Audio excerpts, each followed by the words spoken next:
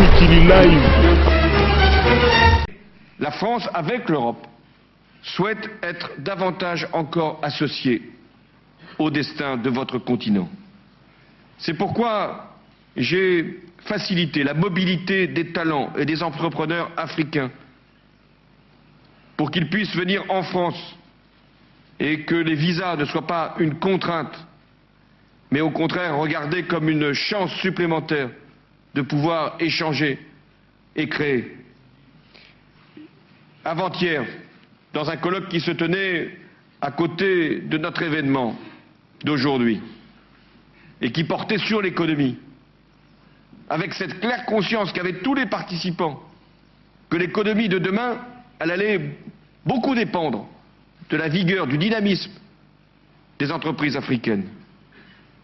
J'ai à ce moment-là dit que la France pouvait participer à une fondation franco-africaine pour la croissance, qui pourrait mobiliser des intérêts privés et des intérêts publics, des capitaux français et africains et européens, pour nous tourner ensemble à travers cette fondation vers l'innovation et les nouvelles technologies.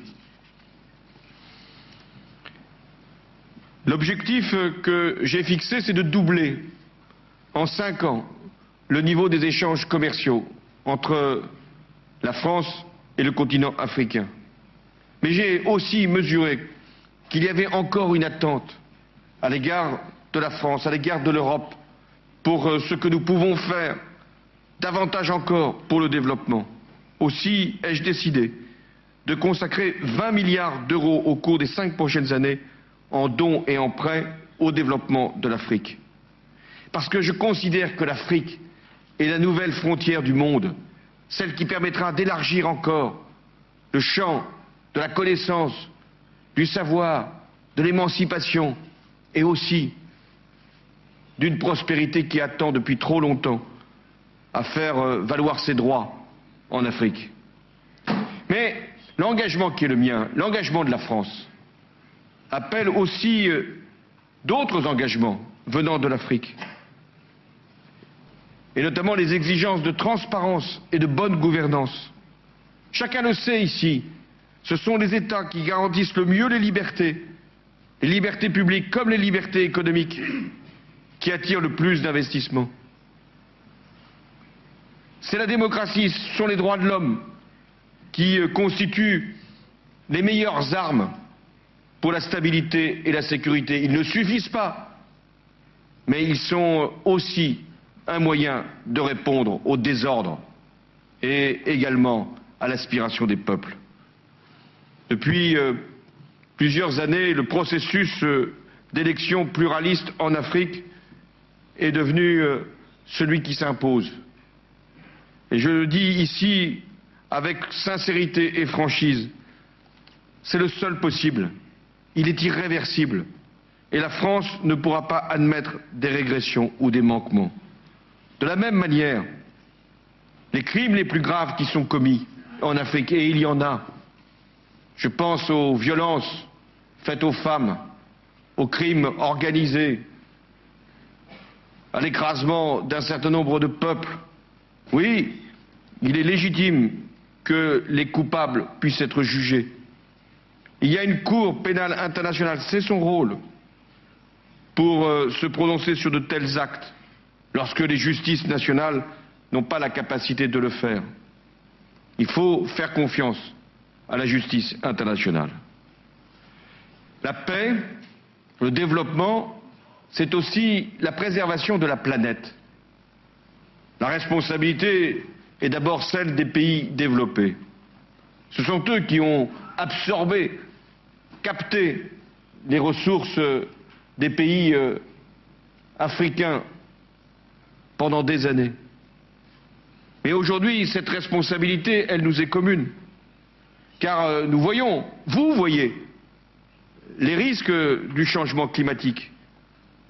La désertification qui progresse, la déforestation, le manque d'eau, les risques pour la biodiversité.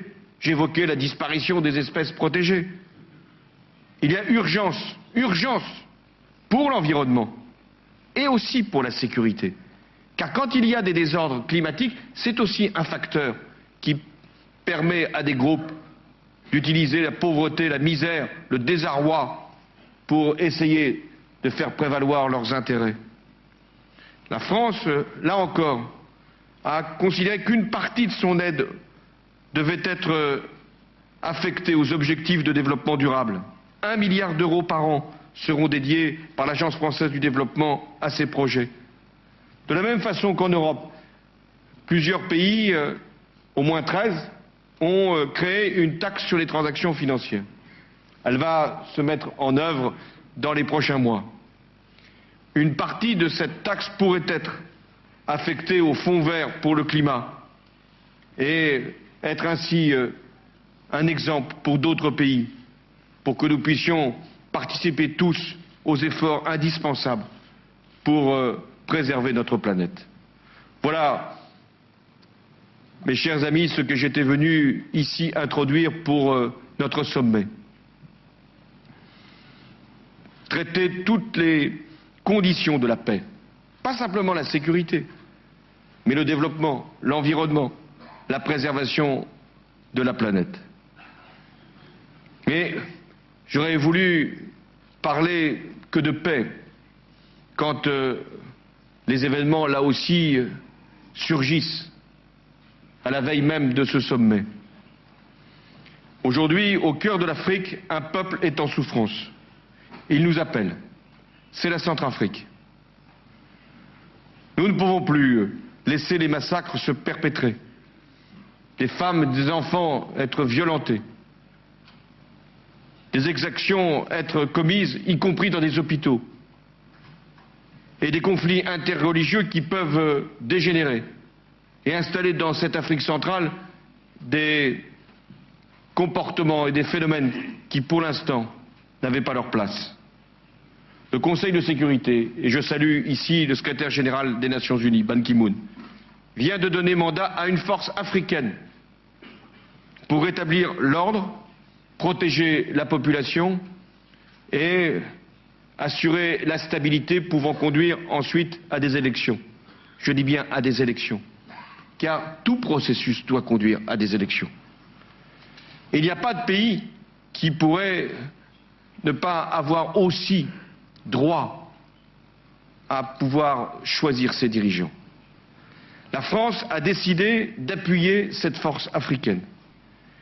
Elle est intervenue dès hier soir, parce que j'ai voulu, avant même notre sommet, et alors même qu'il y avait péril, qu'il n'y ait pas de doute sur les intentions de la France, aux côtés des Africains, soutenus par les Européens, dans le cadre d'un mandat du Conseil de sécurité.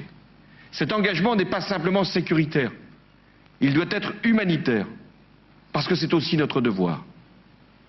Voilà, chers amis, le sommet d'aujourd'hui, à tous égards, est exceptionnel.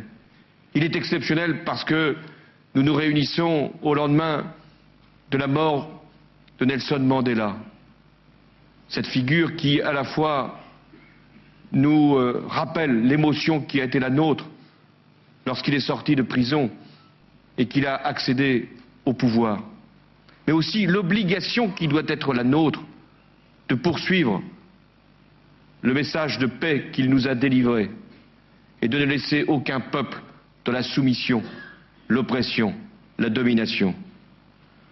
Il est exceptionnel notre sommet par les sujets qui sont abordés. La paix, notamment. Exceptionnel par votre participation. J'évoquais toute l'Afrique est présente aujourd'hui, toute l'Afrique, avec sa diversité, avec ses multiples langues, avec ses développements parfois différents, mais avec cette même ambition d'être un continent uni, un continent fier, un continent solidaire. Alors, puisque notre sommet est exceptionnel par son contexte, par ses sujets, par l'ampleur du rassemblement avec la présence aussi de l'Union africaine et de l'Union européenne, il faut que notre décision soit également exceptionnelle. Et c'est la raison pour laquelle j'appelle à une alliance exceptionnelle entre l'Afrique et l'Europe, au service de la paix, du développement et de l'avenir de la planète. Merci.